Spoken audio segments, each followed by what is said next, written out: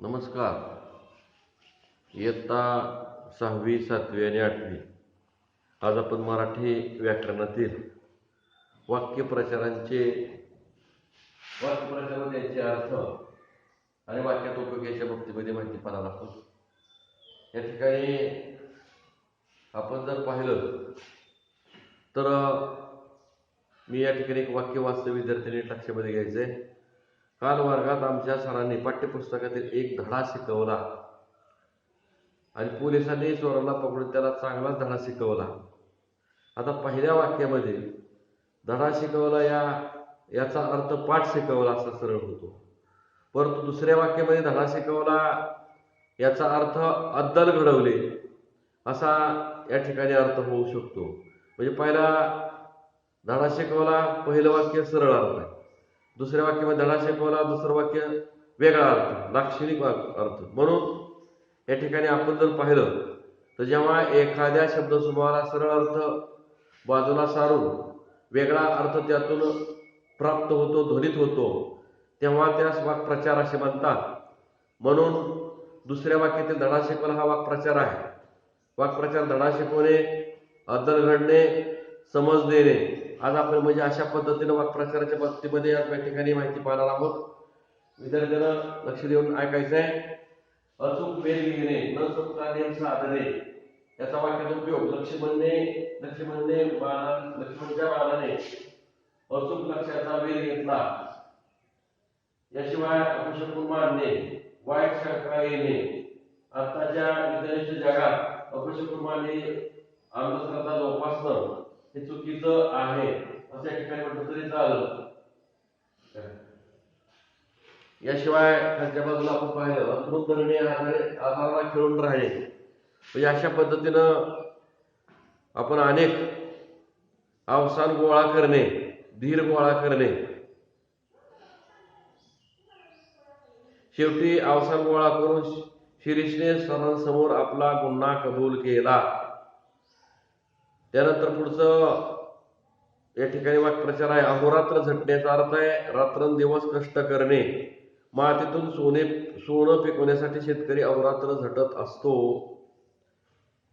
याशिवाय अंतःकरण जड होणे, दुःख होणे. आईवडिलांनी जड अंतःकरणाने मुलीला सासरी धाडले. अवकाशाला गवसणी घालणे, मोठा पराक्रम करणे. अपंगाच्या शर्यतीत पहिला येऊन राकेशने अवकाशाला गवसणी घातली. आखरीत घडणे, वाईट घडणे. डिसेंबर महिन्यात पाऊस पडणं म्हणजे आखरीत घडणे म्हणावं लागेल. आठवणींना उजाळा देणे, पुन्हा आठवणे. बऱ्याच वर्षांनी भेटल्यावर आई व मावशींनी जुन्या आठवणींना उजाळा दिला. आढेवेढे घेणे, अनिच्छा व्यक्त करणे. स्नेहसंमेलनाच्या नाटकात भाग घेण्यासाठी महेशने खूप आढेवेढे घेतले. याशिवाय अलबेल असणे, सर्वतोपरी ठीक असणे. सीमेवर पहारा करणारा जवानाच्यामुळे देश हा अलबेल असतो. आवर्जून सांगणे, मुद्दाम सांगणे. स्वच्छतेची काळजी घ्या असे आम्हाला गुरुजन आवर्जून सांगतात. आवाहन करणे याचा अर्थ बघा, एखाद्या गोष्टीसाठी सांगून तयार करणे. याचा वाक्यात उपयोग. दुष्काळग्रस्तांना शक्य ती मदत करा असं सरांनी आवाहन केले. उड्डाण करणे त्याचा अर्थ झेप घेणे. वाक्यामध्ये उपयोग. श्रीहरिकोटा येथून भारतीय अग्निबाणाने अवकाशात उड्डाण केले. याच्यानंतर उत्तेजन देणे, प्रोत्साहन देणे. मितालीला चित्रकला जोपासण्यासाठी वर्गशिक्षिका मॅडमने भरपूर उत्तेजन दिले. उदरनिर्वाह करणे, पोट भरणे. अर्थ दिवसभर हमाली करून सदाशिव आपला उदरनिर्वाह करतो. याच्यानंतर पुढचा एका पायावर तयार असणे याचा अर्थ सदैव तत्पर असणे. सिनेमाचे नाव काढलं की संतोष तो बघण्यासाठी एका पायावर तयार असतो. कपाळावर आट्या पसरणे याचा अर्थ खूप नाराजी व्यक्त करणे, खटकणे, त्रास होणे. गणितात मंदाला कमी गुण मिळाले की बाबांच्या कपाळावर आट्या पसरतात. कान भरणे, उलट सुलट सांगणे. आपल्या सुनेवेशिया काशी अक्काने शेजारच्या काकूचे कान भरले. यानंतर कानोसा घेणे, अंदाज घेणे, मागोवा घेणे वाक्यामध्ये उपयोग. अतिरेकी कधी येतील याचा पोलीस अंधारात कानोसा घेत बसले होते. कामावर खडे होणे, कामावर रुजू होणे. दीर्घ काळानंतर विनायक कामावर खडा झाला. कावरा बावरा होणे, भीतीने इकडे तिकडे पाहणे वाक्यात. नदीला पूर आलेला पाहून सगळे गावकरी कावरा बावरा झाले. याच्यानंतर कुशीत घेणे, पोटाशी धरणे, माया करणे. वर्षभराने घरी आलेल्या मुलाला मायेने कुशीत घेतले. कोंडी करणे, गर्दीत अडकणे. मोर्चा पुढे रस्त्यात वाहतुकीची कोंडी झाली. याशिवाय अतिक्रमण करणे, बळेबळे चढाई करणे वाक्यात उपयोग. सीमेवर शत्रू पक्षाने अतिक्रमण केले. अनुमती दर्शवणे, परवानगी असणे वाक्यात उपयोग. गौरीला यावेळी सहलीला जाण्यासाठी पालकांनी अनुमती दर्शवली. अभाव असणे याचा अर्थ कमतरता असणे. दुसऱ्याचे शांतपणे ऐकून घेणे याचा महेशकडे अभाव आहे. त्यानंतर अंमल चढणे त्याचा अर्थ च्या गुंगीत जाणे, अधीन होणे. कोणत्याही मोहाचा अंमल चढणे हा हानिकारक आहे. पुढचा वाक्यप्रचार आहे आगेकूच करणे. त्याचा अर्थ आहे पुढे जाणे. भारत मातेच्या जयघोष करत भारतीय सेनेने आगेकूच केली. आडवे येणे, बंधन घालणे, नकार देणे. गावात होणाऱ्या सरकारी कामामध्ये काय गुंडांनी आडवे घातले किंवा आडवे आले. त्यानंतर पुढचा वाक्यप्रचार आनंदाला पारा न राहणे, खूप आनंद होणे. जिल्हास्तरीय काव्य वाचन स्पर्धेत वैशालीला प्रथम क्रमांक आले तेव्हा तिच्या आनंदाला पारा राहिला नाही. आपुलकी निर्माण होणे, प्रेम वाटणे. सर्व प्राणीमात्रामध्ये बंधुभाव व आपुलकी निर्माण होणे हे माणुसकीचं लक्षण आहे. आबाळ होणे, नीट देखभाल न होणे. आईची माया नसल्यामुळे गंपूची खूप आबाळ झाली. आभार मानणे, धन्यवाद देणे. स्नेहसंमेलनानंतर मुख्याध्यापकांनी प्रमुख पाहुण्यांचे आभार मानले. आयुष्यातून उठणे, मरण पावणे वाक्यात उपयोग. आगीत होरपळून गेलेले गाद्यात इसम कायमचा आवेशातून उठला. आशाळभूत नजरेने पाहणे, केविलवाने होणे. त्या पाचपक्वाना जेवणाकडे उपाशी मुलगा आशाळभूत नजरेने पाहत होता. आश्चर्याचा धक्का बसणे, अचानक चकित होणे. अचानक आलेल्या गारपिटीने गावकऱ्यांना आश्चर्याचा धक्का बसला. आश्चर्य वाटणे, नवल वाटणे, चकित होणे. नवीन पिढी संगणक ज्याला सुरुवात करते याचं आश्चर्य वाटते. उच्चाटन करणे, उखडून टाकणे. अनिष्ट रूढीचे उच्चाटन करणे हे आपले कर्तव्य आहे. उत्कंठा वाढणे, उत्सुकता निर्माण होणे. दोन्हीही कबड्डी संघाने समान गुण झाल्यामुळे आता शेवटच्या मिनिटाला कोण जिंकणार याची उत्कंठा वाढली. उत्साह द्विगुणित करणे, खूप उत्साह वाढवणे. शिक्षकांनी केलेल्या कौतुकामुळे अभ्यास करण्याचा मितेशचा उत्साह द्विगुणित झाला. उदरनिर्वाह करणे, पोट भरणे. दिवसभर काबाड कष्ट करून सदू आपला उदरनिर्वाह करतो. उभारे येणे अर्थ उमेद येणे, उत्साह वाटणे. वडिलांनी अभ्यासात मदत केल्यामुळे सुधीरला अभ्यास करण्यासाठी उभारे आले. उलगडा न होणे, अर्थ न समजणे. विद्ये विनय शोभते या संस्कृत वचनाचा चंदूला उलगडा होत नव्हता. कणव निर्माण होणे याचा अर्थ आहे दया येणे. रस्त्यावरच्या भिकारणीला पाहून सीतामाईच्या मनात कणव निर्माण झाली. करुणा भाकणे याचा अर्थ आहे प्रार्थना करणे. वाक्यात उपयोग. दुष्काळाची संकट टाळून गावकऱ्यांनी निसर्गाची करुणा भाकली. कवीत अंबर घेणे, अशक्य गोष्ट शक्य करणे. धावण्याच्या शर्यतीत 100 मीटर अंतर 10 सेकंदात कापून समीरने जणू अंबर कवीत घेतले. तळमळ असणे, आस्था असणे. साने गुरुजींनी यांना बालकाविषयी खूप कळवळ होती. साने गुरुजी यांना बालकाविषयी खूप कळवळ होती. कानावर घालणे, झालेली हकीकत सांगणे. वर्गात घडलेला प्रसंग श्यामलने आईच्या कानावर घातला. कापरे भरणे, घाबरून अंग थरथरणे. वाक्यात उपयोग. कडा अचानक कोसळल्यामुळे दरीत राहणाऱ्या माणसांना कापरे भरले. कार्यरत असणे, कामात मग्न असणे. थोर समाजसेवक बाबा त्या आयुष्यभर कुष्ठरोग्याच्या मुक्तीमध्ये कार्यरत होते. काळजात धस्स होणे, घाबरल्यामुळे धक्का बसणे.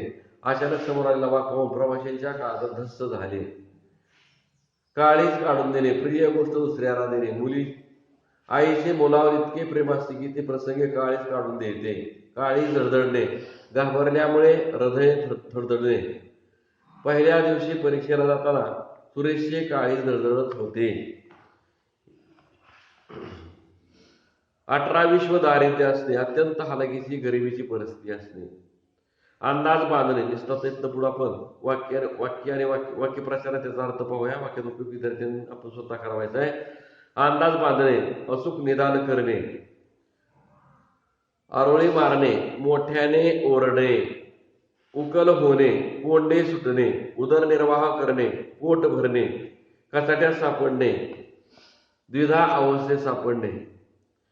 ज्यावेळेला छत्रपती शिवाजी महाराजांची पालखी खाली ठेवण्याची आज्ञा बाजीप्रभू देशपांडे यांनी दिली, त्यावेळेला पाठीमागून मसुदाने पुढं पन्हाळगडाला वेढा घातलेले जसवंतसिंग सुर्वे होते. त्यावेळेला पुढं जावं का मागं राहावं अशा प्रकारची द्विधावस्था या ठिकाणी जेव्हा शिवाजी महाराज सैन्य कचाट्यात सापडलं होतं, असं आपल्याला या ठिकाणी वाक्यात उपयोग करता येऊ शकेल. कंबर कसणे, जिद्दीने कार्य करण्यास सिद्ध होणे. कानात प्राण आणून ऐकणे, लक्षपूर्वक ऐकणे. कानावर येणे, दुसऱ्याकडून कळणे. खोडी काढणे, परापत काढणे, मस्करी करणे. गगनभेदी घोष करणे, उच्च स्वरात घोषणा करणे. भारताला स्वातंत्र्य मिळालं तेव्हा भारतीयांनी भारत माता की जय अशी गगनभेदी घोषणा केली. याशिवाय गट्टी जमणे, मैत्री होणे. यावर्षी एकाच वर्गात प्रवेश मिळाल्यामुळं सुमन आणि कमल यांची गट्टी जमली. गप्पा रंगणे, गप्पा मारताना अंध होणे. चाहूल लागणे, सोगावा लागणे. आपल्या मागून कोणतरी चालत याची महेशला चाहूल लागली. जीवात जीव येणे, चिंतामुक्त झाल्याने बरे वाटणे. टकामका बघणे, आश्चर्याने व भीतीने एकसारखे पाहत राहणे. डगमगणे, डळमळीत होणे, घाबरणे. डोळ्या खालून घालणे, तपासून पाहणे. माधवने लिहिलेल्या जमा खर्चाचा तपशील माधवरावांनी डोळ्या खालून घातला. तोंड वासून पाहणे, आवाक होऊन पाहणे. समोरच्या मोठ्या धबधब्याकडे मोहित तोंड वासून पाहू लागला. थक्क होणे, आश्चर्य वाटणे. दुःख वारणे, दुःख दूर करणे. न करमणे, चैन न पडणे. निश्चित पडणे, शांत राहणे. निरूप घेणे, निघून जाणे. पंचायत होणे, अडचण निर्माण होणे. पारके होणे, वंचित होणे. पांग फेडणे, उपकार फेडणे, ओतराई होणे. मोठ्या झालेल्या मुलामुलीने आईवडिलांचे कष्ट स्मरून त्यांचे पांग फेडले पाहिजे. पैदास होणे, निर्मिती होणे. पोटापलीकडे पाहणे, पोट भरण्याच्या पलीकडे मनस्वी गोष्ट करणे. फळ मिळणे, हेतू पूर्ण होणे. फेर धरणे, गोलाकार फिरणे. बांध घालणे, अडवणे, बंधन घालणे. किती दुःखी आली तरी मनाला बांध घालून पुढचा काळ काढावा लागतो. ब्रह्मांड आठवणे, अतिशय भीती वाटणे. दरीत अडवून पडल्यामुळे सदूला ब्रह्मांड आठवले. दरीत अडकून पडल्यामुळं भाकरीची भ्रांत असणे, पोटापाणी चिंता असणे. भांबावून जाणे, गोंधळून जाणे. अचानक विचारलेल्या प्रश्नामुळे वर्गात अनुया भांबावून गेली. भ्रमण करणे, सर्वत्र फिरणे. माझी आजी वेगवेगळ्या तीर्थक्षेत्री भ्रमण करते. मनावर मळब पसरणे, मन निराशेने चिंतेने व्यापणे. बर दिवस पावसात पीक नाहक वाहून गेल्यामुळे शेतकऱ्याच्या मनावर मळं पसरले. मोहरून जाणे, आनंदाने मन फुलून येणे, एरझऱ्या घालणे, अस्वस्थपणे इकडे तिकडे फेऱ्या मारणे, रडकुंडीला येणे, दुःखामुळे रडण्याची वेळ येणे, रपेट मारणे, फेरफटका मारणे, रास होणे, शेवट होणे, वाया जाणे, फुकट जाणे, अवकाळी आलेल्या पावसामुळे शेतकऱ्याचे सारे कष्ट वाया गेले, शाबासकी देणे, कौतुक करणे. चित्रकलेत सर्वप्रथम आल्याबद्दल सरांनी विजयाला सर्वांसमोर शाबासकी दिली. समर्पित करणे, अर्पण करणे, समरस होणे, एकरूप होणे. चित्र रंगवताना मिताली अगदी समरस होते. हुरहुर वाटणे, अस्वस्थ होणे, काळजी वाटणे, निकालाच्या दिवशी सर्व मुलांच्या मनात हुरहुर वाटली.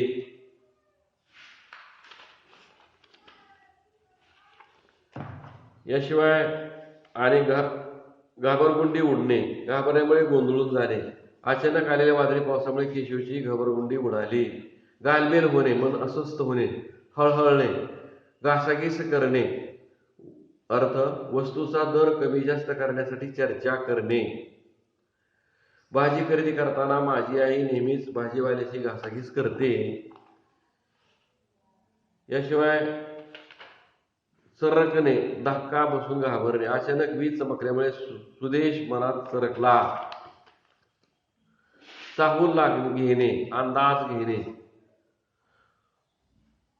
चुळबुळ करणे, अस्वस्थपणे हालचाल करणे, चोरट्या नजरेने पाहणे, गुपचूप पाहणे, जादूची कांडी फिरणे, चमत्कार होणे. खोडसाळ राजूच्या स्वभावात जादूची कांडी फिरवत तसा बदल झाला आहे. जीवात जीव येणे, बरे वाटणे, हायचे वाटणे, अपघात होता होता वाचलेल्या प्रवाशांच्या जीवात जीव आला. झुंज देणे, सामना करणे, लढा देणे, टक लावून पाहणे, एकाच गोष्टीकडे सतत पाहणे, टक्कर देणे, सामना देणे, तोंड देणे, ठणकावून सांगणे, ठामपणे जोरात सांगणे, जास्त पॉकेटपणे मिळणार नाही असे सुशीलला बाबाने ठणकावून सांगितले. अशा पद्धतीचे अनेक प्रकारचे वाक्य, त्याचे वाक्यप्रचार, त्याचे अर्थ आणि ते वाक्यात उपयोग करून विद्यार्थ्यांनी आपल्या वर्गपाठाच्या वहीमध्ये सोडवायचे आहे.